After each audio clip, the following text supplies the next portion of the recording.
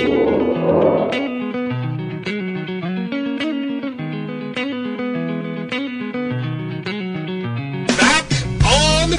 Show, NorthJerseySports.com's original multimedia series talking all things football across North Jersey. This is Season 6, Episode 6. We are moving right along here in the 2018 high school football season. I am Corey Doviak, being joined by, well, one member of my illustrious panel of North Jersey football insiders. He is the venerable one. He is Jimmy Avatable. What's going on, Jimmy? What's up, Corey? A lot of exciting games. We caught a couple of overtime games this weekend, and overall, real fun, fun games. And we're starting to see that NJIC picture come a little bit clearer. Yes, we will get into all of that with our guest this evening, all the way from the other side of the globe, across the big pond, back on terra firma in these here United States. He is the head Husky and this week's guest in his return to the high school football scene. He is Brian Carr. Brian, ciao. Ciao, buongiorno. It's good to be back. Good to be back. Hit a lot of nice cities in Europe, and I had to leave for a couple of weeks to wait for the games to get very interesting. So, like Billy said, we saw 2 overtime games. And then I got to go up on the roof for the first time ever up in Union City and see a really exciting game up there, Union City and Bayonne. So good to be back, and the football's getting entertaining. It feels like playoff time already. Now, how bad was the football Jones while you were overseas? Well, I was following it as we, the weeks go by. I was following it, Twitter and trying to keep track of the games. I won't tell you what I was doing at 12:30 at night and following the game, Little red wine and pasta, perhaps? No. I was usually laying in bed, Usually one night I just woke up at 12:30. I just woke up. I guess I knew it was kickoff time. I woke up. All right, well, we were supposed to have a guest on this weekend show who shall remain nameless because we're going to get him later in the season, but scheduling conflicts last night, scheduling conflict tonight. We were not able to make the connection, which means that it's an open session here on this edition of the football show. We have a great interview that Brian Carr did with Billy Wild after New Milford's wild double overtime win over Lyndhurst in the NJIC, which clears up part of the playoff picture that Jimmy was talking about earlier. We'll play that.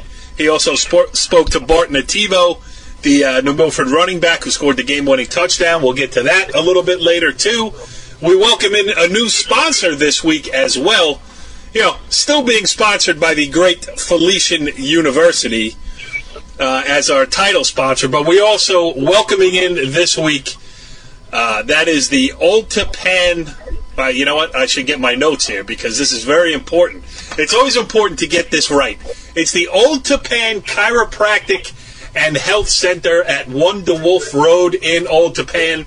The great Dr. Gary LaRocca, and before the Old Tapan Chiropractic and Health Center was an advertiser on NorthJerseySports.com, I simply knew him as my chiropractor.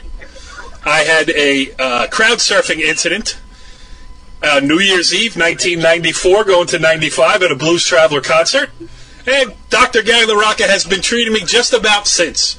So check them out. New ads, NorthJerseySports.com, Old Tapan Chiropractic and Health Center. All right, let's get into some football. Jimmy, where do you want to start? Should we start with this NJIC?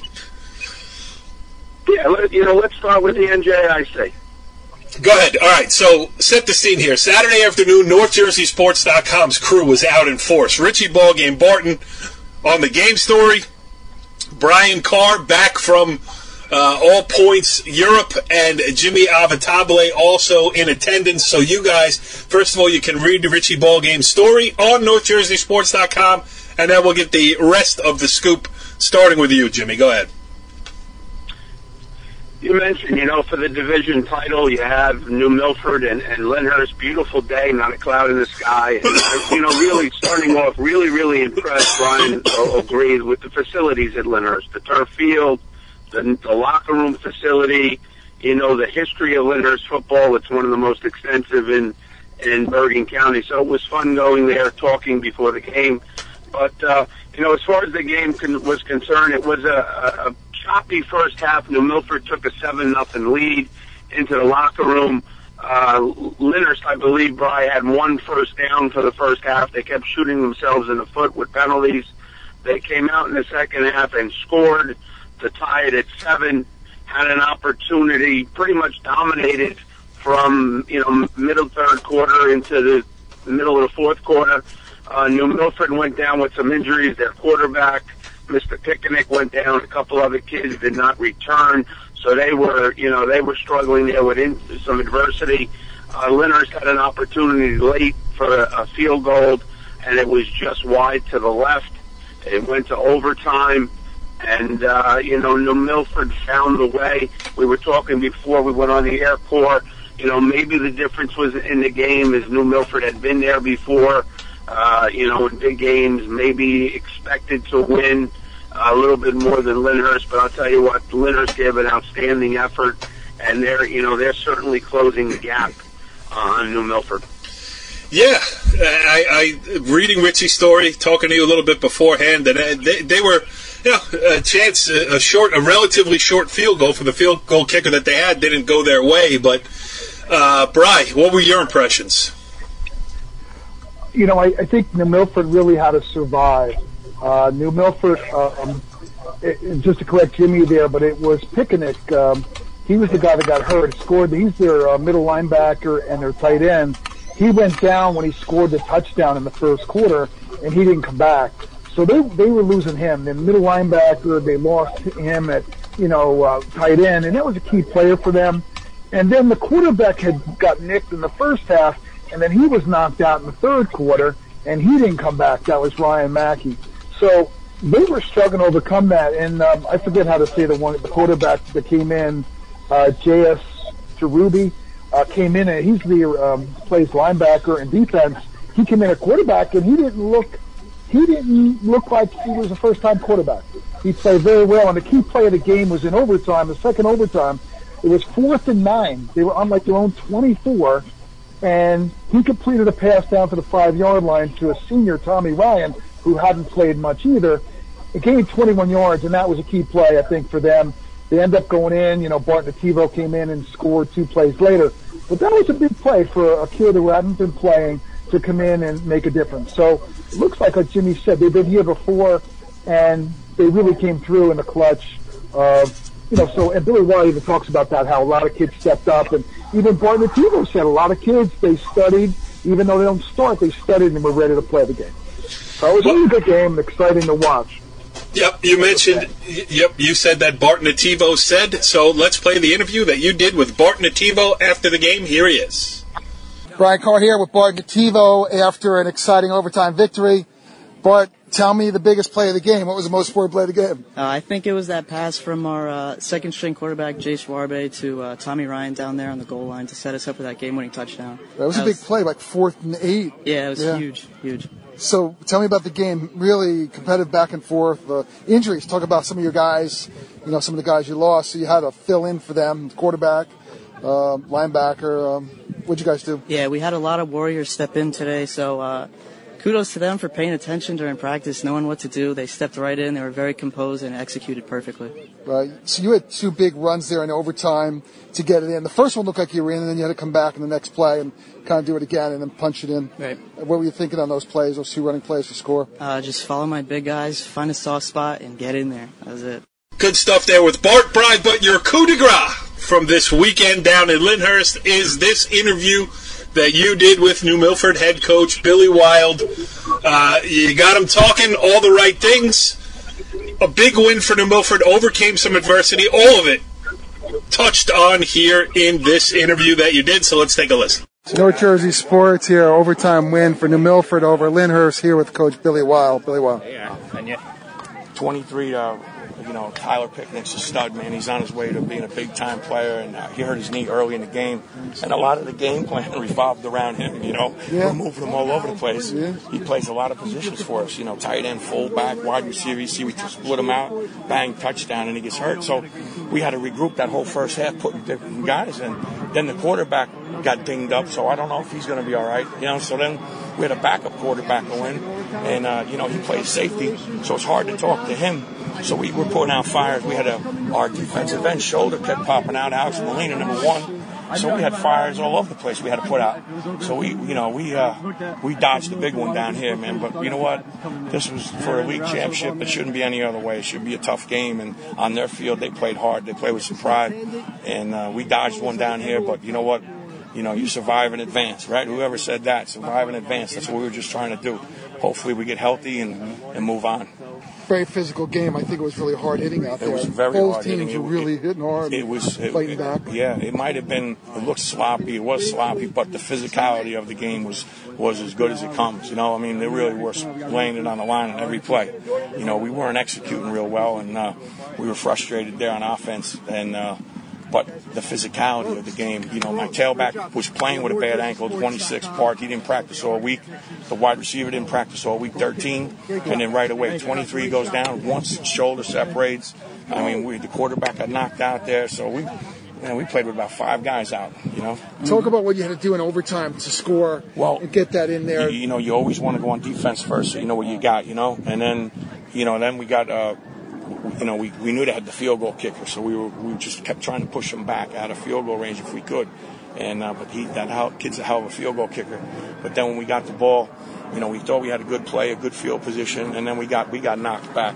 It was a big play there where it was like 3rd and 8. Yeah. And 4th and 8. 4th and 8. You need to get that. We worked on the play during the week. It looked pretty good, and we took a shot at it. And the kid, 17, he's another backup, came in the game. He wasn't even supposed to be, but we had the timeout, so we threw it in the mud actually, and he came in. Loved it. All right, Joe, I'll talk to you. And he just went up and made a play. He's a senior. He's waited his turn. Tommy Ryan. And that's what high school football is all about. You pay your dues, you wait your turn, and he stepped up in a big spot like this. Talk about getting back now to the playoffs again, NJIC playoffs. Yeah, all this fun, isn't it? Just the way they design this thing. So we have Seahawks, who's got a lot of talent. They're up and down a little bit, and then we have a bye. So hopefully we can get together and see who's hurt, who's not hurt, and put together a good game for Seahawks. Then we have a week off, and we need that because we're banged up a little bit. We've been pretty lucky in the preseason, but now we're getting dinged up. So we need a little. The rest comes at a good time. This is game 5, right? Yeah. This was 5. So you got 3 weeks to get healthy and right. So but Seahawks has got some players over there, so we got to figure out a way to get them. All right, good stuff there, Brian, with Billy Wild and Bart Nativo. Let's continue around the NJIC. You got big boy football in the non-publics. We'll get to that. You got the Super Football Conference, but Jimmy, the NJIC is just fun.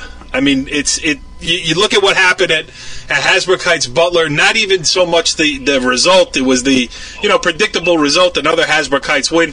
But it was like a throwback to when I was in 7th grade playing football down at the county field in Palisades Park, where the mud was up to your knees, and it was just a fun weekend of NJIC football.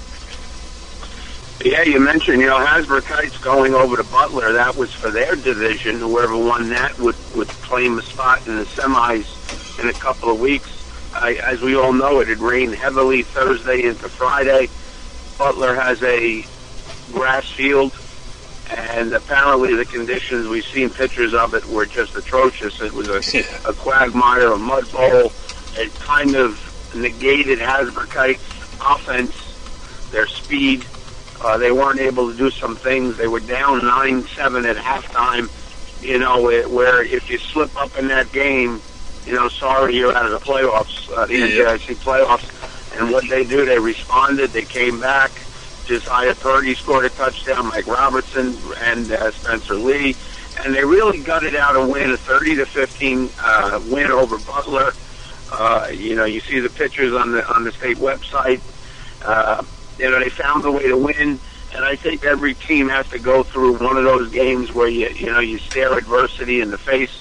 We mentioned that with New Milford last week, and Heights certainly did. They came out with a win. They clinched the division, and they'll be in the semifinals of the NJIC for the third year. 3 years, 3 semifinals. That's not bad. You know, I was on Facebook, and I saw an interesting stat. Hasbrook Heights has won 26 of their last 27 football games. Yeah. And, you know, and the one loss was against the state champ Rutherford in the final NJIC final last year. So, you know, again, we're continue to be amazed by their consistency over at Hasbrook Heights. No doubt about it. And then you mentioned Rutherford, the defending NJIC champion. They won again, I believe. Isn't that? Didn't they beat? 40-21. They beat Waldwick Midland Park. And that was a comeback. They had to come back in that one. And Kyle Russell, the quarterback, had a good game. He threw for like 200 yards passing and 2 touchdowns, and he ran for a TD. So they had to come back in that, you know, to get that win. So and that's a rematch. So we'll have a rematch of last year's game between Heights and Rutherford in the NJIC playoffs. So that should be another thriller, you know, when they play that game. And maybe they'll play it in Heights this year, right? Yes. Last year was down in Rutherford, so maybe we'll get a really good game in Heights to see that. Well, isn't it? I think it's time for us to start resurrecting our drumbeat of separating those games, those NJIC semifinals, so that they're not played at the same time on the same night. Can we play one Friday, one Saturday, or one at 4 o'clock, or something, just so that we can get out and see both games. Let's put that idea out there again. Let's make it a doubleheader, like you mentioned. Play one at on Saturday at 5, another at 8. And this way, everybody can, go see, some very, very good competitive football, and it has been. I mean, I think that's been a brilliant idea. That NJIC playoffs. It's helped the teams at the top with PowerPoints. It's helped the lower teams find competitive games, and it's also eliminated the need to rest your players week 8 or week 9. So I think it's been good all the way around. Are you listening, NJIC? We want more, not less. We want the ability to see these games, all of them. And then, all right, so that's the Liberty division is going to be New Milford. The Meadowlands division is going to be Hasbrook Heights. The Colonial division goes to Rutherford. And then the Patriot division, still up for grabs, Emerson and Park Ridge, both undefeated at this point of the season. And they don't play, they play each other this weekend. Am I right? Friday night they play in Emerson. Friday night at Emerson. Park Ridge, Emerson, they are the combination program in wrestling, and in football they are split apart, teammates going against each other. They are rivals, and that's going to be, I know where I'm going Friday night. I will be at Emerson High School, Park Ridge, Emerson. Jimmy, that's a good one. That's where I will be also. I mean, I think that's going to be exciting. You can't ask for anything more. It's a playoff game before a playoff game, so it should be exciting. Yeah, play your way in. And then the cool thing about the NJIC is that after those, the top 4 division winners get placed against each other in the playoffs, you get the crossover games where everybody else, second place for a second place, third place for a third place on down the line. Chance for teams to pick up some power points, however that parlays into the United Power ranking and everything else. So really the NJIC has it dialed in, and they are doing it right. Anything else to add, Bri, from the NJIC before we move on to the New Jersey Super Football Conference? On Park Ridge, I noticed, they've only given up like 6 points so far this year. Not that they've played the most competitive schedule. And they've got a couple stars standing out. The quarterback had 3 TDs last game, 142 yards. That was 3 TD passes, and then he had 2 touchdowns running. And then receiver Zachary Lewis he was 6 for 122 and 2 TDs. So, and then he had 6 tackles. So Park Ridge looks pretty good, and should be a competitive game with Emerson on Friday. So it looks like some interesting football, and I'll probably go there as well. Oh boy, it's going to be another North Jersey Sports.com The Football Show party on Friday night in Emerson. Back to the old days when I used to live there on the corner of Kinderkamak Road. So we'll go back. Maybe we'll have a Emerson hot bagel or something before. And then after, maybe in the postgame, we could have it over to the Emerson Hotel, have a cheesesteak and an adult beverage, perhaps. Sounds like a party waiting to happen. One other thing in the NJIC, I noticed your alma mater, Palisades Park, had a victory, 35-14 over Lodi on last week. So congratulations to your alma mater. Yeah. I can't believe that you said that. I mean, that I wasn't the one to say that. Really? I wanted to do that for you. I wanted to do that for you. How great! I saw that in case we forget that. Yeah. Well, how did the Dumont Huskies do? Right back at you, pal. Dumont struggled. They were down 22-0. They ended up losing to Mawa, a very good Mawa team, 29-7. So that was a big game. Talking about Dumont, this week they have another big game to get over the hump. They play Ramsey, so they have an opportunity. I think they could be 500 this year, but it'd be nice if they could be over 500. And they play a decent Ramsey team.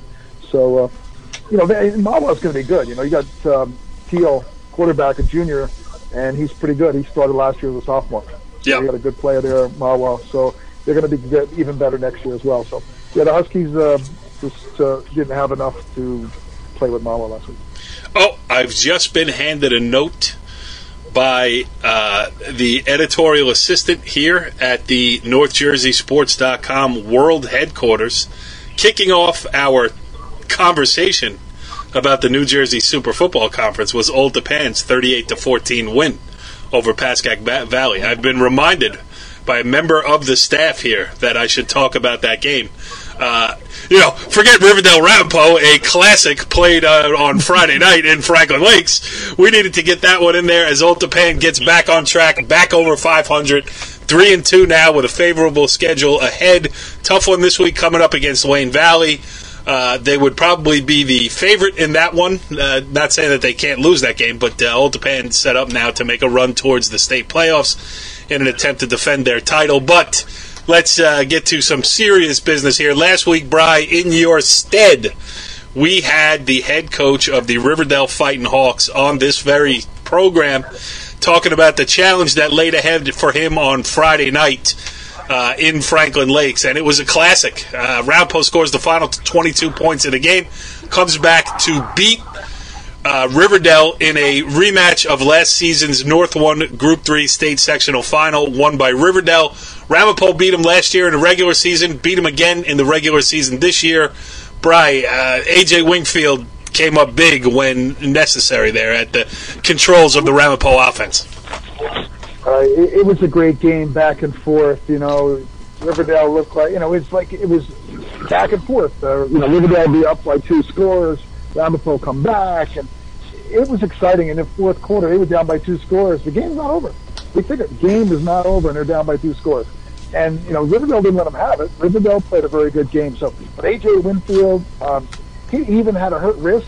We noticed earlier, midway in the game, was his right wrist. His left wrist was hurting, so that made it a little difficult for him. But he came through, and he passed for 28 for 43, and he had almost 400 yards, 373 yards, 5 touchdowns. The play of the game was really in overtime, where the first play of overtime, he threw a bullet to his favorite receiver, the transfer that came in. Isaiah came in, and that was the key to the game. But, they survived. I think the coach on the sideline kept telling them, the game's not over, the game's not over. And they fought through. And Riverdale played a great game, too. Jack Gillies, quarterback. Racine was unbelievable, the wide receiver. So, I said to somebody, I don't know if Jimmy or somebody says, it's too bad somebody has to lose. But it was such a good game. It was great as a fan. And, we said, too, they're going to probably be back at it again in the playoffs. And it could be a different result. But it was really fun. And Ramapo's really stepped up. We saw them against Sparta, and they really improved. We've seen them improve to be a better team. And obviously there they executed. They had to come back and execute. And they made it. That's the key. Yeah, I corresponded with somebody of the Riverdale persuasion after the game, too. And Jimmy, what I said was, Riverdale is on the level athletically and physically. The result was a one-off based on, game situations. And if they play again in the playoffs, it's going to be another classic. It always is between these two teams. And the most impressive thing to me is just the way both teams, both programs, Riverdale lost so much from last year. Ramapo, it's high school football, it's the cycle, I get all that, but it's amazing how they're just able to forget rebuild. They just reload and get back after it. Really impressed with both programs, not just this year, but over the last decade plus that these guys, Drew Gibbs and DJ Nymphius, have been going at it. Oh, yeah. I mean, no question about it. Me and Brian got there early. We got there about an hour before game time, and we were actually sitting on Riverdale's bench when they got off the bus. And I'll tell you what, I'm very, very impressed with them. When they get off the bus, they're all business. They come down, they stretch, they're pregame. And I'll tell you what, I am so impressed with them athletically. Yeah. They have 6 or 7 kids, Racine, the quarterback Gillies, and other kids that are just so many interchangeable parts that make big play after big play. I know they had that 2-touchdown lead with about 9 minutes left, and Riverdale coach Nymphius felt they had a couple opportunities there, an interception that was dropped and stuff, and that type of game, that is the difference. For Ramapo, when you run an offense that they do that throws the ball and it's very high-powered, you never feel like you're out of the game. 2 touchdowns to them might as well be 35 points to another team. They don't care. They're going to come. And Wingfield stepped up. Riverdale put a couple of hits on him. He came off to the sideline a couple of times, went back in there. And when push came to shove, though, in that overtime period, Riverdale had it 3rd and goal from the 2, ran 2 plays off tackle, and Ramapo obviously, denied him the end zone. And it was a great game, and, listen, anything can happen, but don't be surprised that those two are playing down the road in the playoffs. Yes, that's true. All right, let's go more around the NJSFC. Bri, what else you got? Well, if you want to stay in that Group 3 area there for a minute, Paramus seemed to be standing out.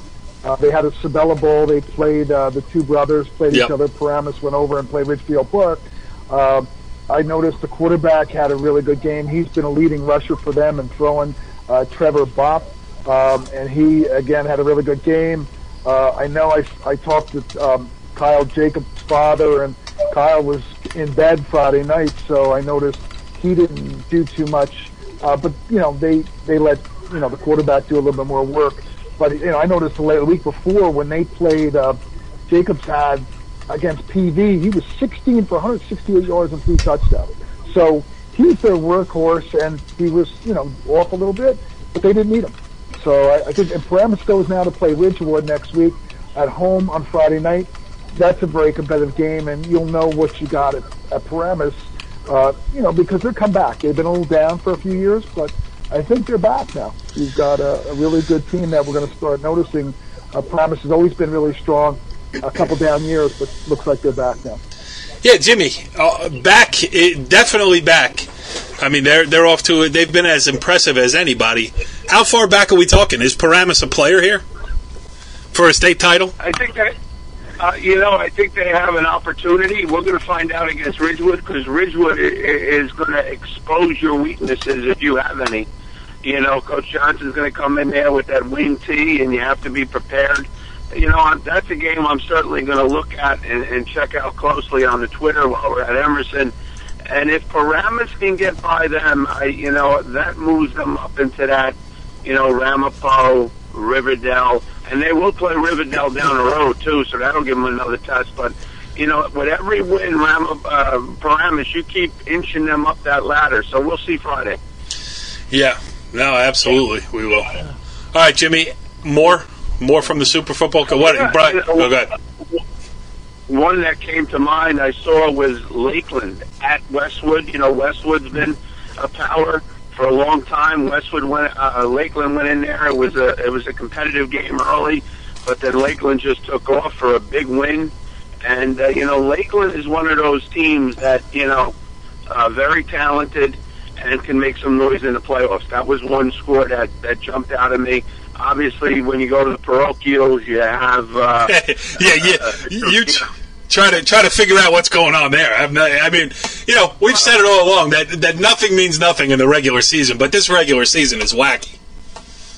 It was wacky because we were, pregame at Lyndhurst, we're looking at the Twitter, and St. Peter's down at Caveman Point versus DePaul, and DePaul's without their outstanding quarterback, Taquan Roberson, and all they do down there is go out and beat Peters without their one of their best two players, which is just a tremendous effort. Their backup quarterback did a great job, and their defense to limit St. Peter's to two scores basically was a tremendous effort. I think the team right now, though, Cora, with the most momentum and it's building is St. Joe's. I mean, they went into Paramus Catholic, an overmatched Paramus Catholic team, and it wasn't a good matchup. Obviously, an experienced St. Joe's team, a very physical St. Joe's team against an inexperienced sophomore-laden Paramus Catholic team, and they did exactly what they were supposed to do. They took care of business. They travel. They're home this week against Bergen in the matchup game. So, every week you say to yourself, hey, this team's number one and this team's number two, and then it flips in 3 and 4. I don't think anything has been decided yet. I still think that the three teams that have the opportunity would be Peters, St. Joe's, and Bergen Catholic. Bergen Catholic's going to have to do it without their two of their best players, which is going to be very, very difficult. But at St. Joe's, 2:30 on Saturday, they'll also be naming the field after Tony Carson. So there'll be a lot of excitement up there and a big crowd. That's the title. You don't want to be the team to beat in non-public Group 4. First, coming off the big win down in Georgia, it was Bergen Catholic, lose to St. Peter's. St. Peter's Prep beats Bergen Catholic. Now they're the team to beat, lose to St. Joe's. St. Joe's now has the mantle. They got to play Bergen Catholic this week, and then Don Bosco Prep after that. So, you know what? Just let it all play out, and let's see where they wind up seeded in the state tournament, because those seeds won't matter there either. They can all win. Anyone can beat anybody, and it's going to be fun to keep an eye on. Brian, what you were going to say something, and then we cut you off. Do you remember what it was, or do you want to go somewhere else? No. I think we covered the non-publics pretty much there. Yep. But I'm probably going to go up to St. Joe's. That should be a good one. You'll see between the two, top teams between Bergen and Joe's. That should be interesting. Just jump over to Group 5. I'll just mention I was down at Union City there on Saturday night. There's some athletes on the field. Union City, these kids are quick, they are fast, and they hit. I mean, I don't know what they do, but they hit probably harder than I've seen any other teams hit. And they're really good Bayonne team. Bayonne's got some stars over there as well. But the one kid that really stood out in the game was Gene Alvarez, the running back for Union City. He rushed for 29 rushes for 179 yards and all 5 of their touchdowns. And they were up most of the game and had to come back. They went down, and they survived. They scored 2 late touchdowns to survive it. So they're going to play and be a very key team in that Group 5. Ridgewood's in that group, Clifton, Kennedy. So it should be interesting. But they're one of the top 2 teams in that group. And they're going to play their rival there, North Bergen, in a few weeks. So that'll kind of shake out Group 5 a little bit there. A fun thing to be up on the roof. Yeah, well, I want to ask you about that in a second. But, talking about Paramus being the team that's back, talk about a team that's come from way back is Bayonne. I mean, the Bees were down and out for many years previous to this one. Going back to, I remember covering a game on one of the coldest days. Down in Bayonne, right on the water, wind whipping. It was I believe the North 1 Group 4, before it was 5 groups. The North 1 Group 4. Yes.